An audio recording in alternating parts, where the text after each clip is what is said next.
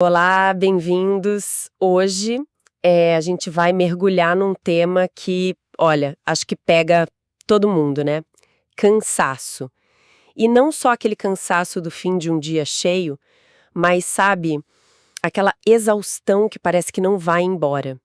E para guiar nossa conversa, a gente está com um material que aborda isso de uma forma bem diferente, mas espiritual. Nossa fonte é um capítulo do livro Segredos do Lugar Secreto, do Bob Sorge. O título é O Segredo do Descanso, e a nossa missão aqui é tentar entender um paradoxo que o autor levanta. Como pode existir uma promessa de descanso, mas a realidade para tanta gente ser de esgotamento total? Vamos ver as pistas que ele dá. É um ponto de partida excelente, porque o autor já começa jogando essa contradição na nossa cara, né? Ele pega uma citação super conhecida de Mateus, onde Jesus diz: "Vinde a mim, e eu vos darei descanso." É uma promessa, assim, muito forte de alívio. Só que, logo em seguida, ele joga um balde de água fria. E que balde de água fria! Ele faz uma afirmação muito provocadora. Ele diz que, na percepção dele, os cristãos são as pessoas mais cansadas da face da terra. Isso cria uma tensão na hora, né? De um lado a promessa, do outro uma realidade de cansaço extremo. Onde é que está o erro nessa conta? Exato. É a pergunta de US$ 1 milhão. E, para começar a responder, ele nos leva para outro texto, o livro de Hebreus, capítulo 4. E a pista que ele acha lá é fundamental. Esse descanso, um descanso divino, embora esteja sempre disponível, não é algo que simplesmente acontece com você, não é passivo. A fonte destaca um versículo que fala sobre se esforçar para entrar nesse descanso. Peraí, como assim? Esforçar para descansar? Tipo, isso não faz o menor sentido, parece o contrário de descansar. A gente já se esforça o dia inteiro, agora tem que se esforçar para descansar também? Parece contraditório, né? Mas a chave é o tipo de esforço. Não é um esforço de fazer mais coisas, é um esforço de parar de fazer. O autor descreve a vida de quem não faz isso como uma constante agitação de atividade incessante. É aquela sensação de estar com 1000 abas abertas na cabeça, sabe? Sei, perfeitamente. E a pessoa fica presa nesse ciclo. E a solução que ela tenta, que é trabalhar mais rápido para acabar logo, só alimenta mais ainda a exaustão. Entendi. Então o esforço é contra a nossa própria correria e a solução que o autor propõe para quebrar esse ciclo é o conceito central do livro, o tal do lugar secreto. O que é isso exatamente? É um lugar físico? Então, é menos sobre um lugar geográfico e mais sobre um lugar interior, uma prática mesmo, sabe? O autor explica que entrar nesse descanso significa cessar todas as nossas atividades e aprender apenas ficar na presença do Senhor. É uma parada intencional, não para dormir ou ver TV, mas para se reconectar. E é esse ato, segundo ele, a fonte real de rejuvenescimento, de revitalização. Certo. É uma disciplina, então. Uma pausa ativa. E para deixar isso mais claro, ele usa uma analogia que eu achei fantástica. Ele diz: o sábado está para a semana, como o lugar secreto está para o dia. Essa frase parece ser a chave de tudo, né? É a grande sacada do argumento dele. Totalmente. E o que ele faz em seguida é muito interessante.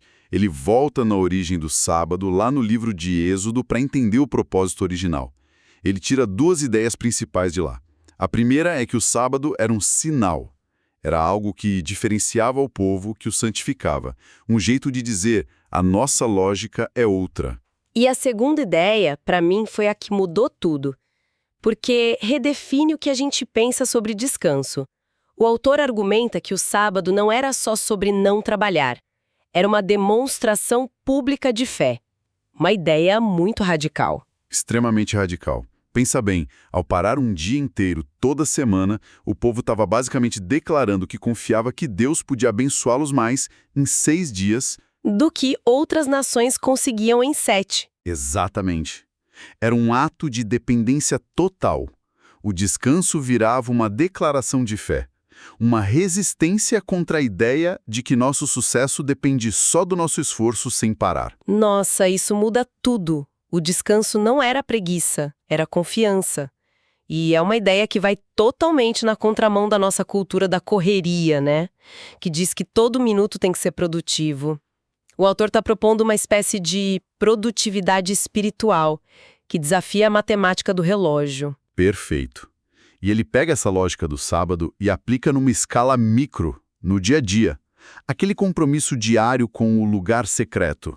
Aquela 1 hora de pausa. Funciona do mesmo jeito. Vira um sinal diário daquela mesma fé, daquela confiança. Ok, a analogia faz sentido, mas vamos para a prática. A primeira coisa que vem na minha cabeça é, tá, mas se eu parar por 1 hora, eu vou me atrasar. Eu tenho prazos, tenho metas. Como que o autor lida com essa questão da produtividade? Ele vai direto nesse ponto, porque ele sabe que essa é a principal barreira mental, né? Claro, a conta não fecha. 23 horas é menos que 24, ponto. O que ele diz sobre isso? Ele defende o argumento não com a matemática do relógio, mas com o que ele chama de matemática da fé. A tese dele é que essa hora não é perdida, é uma hora investida. A pessoa está com esse ato exercitando a fé de que essa conexão com o divino pode torná-la mais focada, mais criativa, mais eficiente nas 23 horas que sobram. Ah, entendi. A ideia é que você volta para suas tarefas não só descansada, mas, como ele diz, cheia do Espírito Santo. E isso, na visão dele, mais do que compensaria o tempo da pausa. Faz sentido. A aposta é que a qualidade daquela hora de conexão eleva a qualidade de todo o resto do seu tempo. A eficiência que vem dessa renovação seria maior do que a produção de 1 hora extra de trabalho no cansaço. É precisamente essa lógica, e isso leva a gente para uma questão ainda mais funda, sobre a natureza desse descanso. Porque no nosso modelo, descansar é esvaziar a bateria de estresse, mas sem produzir nada.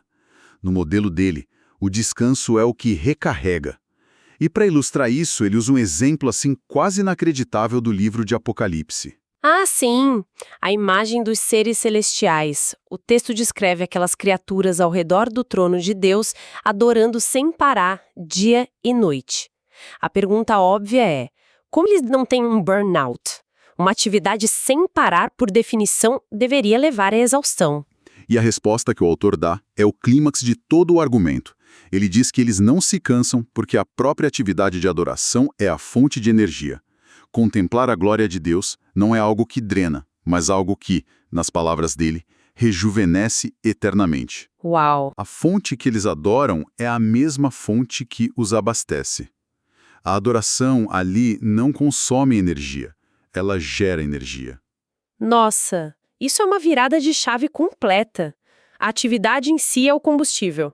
Eles não precisam parar para recarregar porque estão, conectados direto na tomada. É a metáfora perfeita. Não estão gastando de uma bateria interna limitada. Estão num fluxo contínuo. Ok, então vamos juntar as peças. No final das contas, o que isso tudo quer dizer? A ideia central que a fonte apresenta é que o tempo que você dedica a essa comunhão, a esse lugar secreto, ele não é um débito na sua produtividade. É o contrário. Sim. O texto chega a dizer que essa prática torna-se a fonte da qual flui eficiência e frutos. Portanto, o verdadeiro descanso que o Bob Swords descreve não é moleza, não é passividade. É uma disciplina ativa. Uma escolha consciente de parar a correria para se conectar a uma fonte que, na visão dele, renova, revitaliza e, paradoxalmente, torna todo o resto mais produtivo. Então, recapitulando aqui nossa análise, a gente partiu daquele paradoxo de se sentir exausto, mesmo com uma promessa de descanso. E a fonte nos mostrou um caminho que redefine o que é descansar. Vimos o lugar secreto não como um lugar, mas um estado de conexão. E a analogia com o sábado mostrou que essa pausa não é tempo perdido, mas um ato de fé que gera energia. E a grande conclusão é essa inversão de lógica. O descanso deixa de ser o oposto do trabalho para ser uma parte fundamental para o trabalho. É uma disciplina que propõe que a base da produtividade não deveria ser o esforço sem fim, mas a força que vem dessa quietude conectada. E isso nos deixa como a última provocação, né? Um pensamento para a gente levar. A fonte sugere que uma contemplação focada pode ser mais energizante que um repouso passivo. Se a gente tirar essa lógica do contexto puramente espiritual por um momento, fica a pergunta: que outras formas de pausa ativa poderiam ser fontes de rejuvenescimento no nosso dia a dia? Talvez mergulhar na arte, ter um contato profundo com a natureza ou aprender algo que nos fascina. Será que essas coisas que a gente às vezes vê como interrupções da produtividade não seriam, na verdade, o motor dela? Uma excelente questão para se pensar. Com essa reflexão, a gente fecha nossa análise de hoje.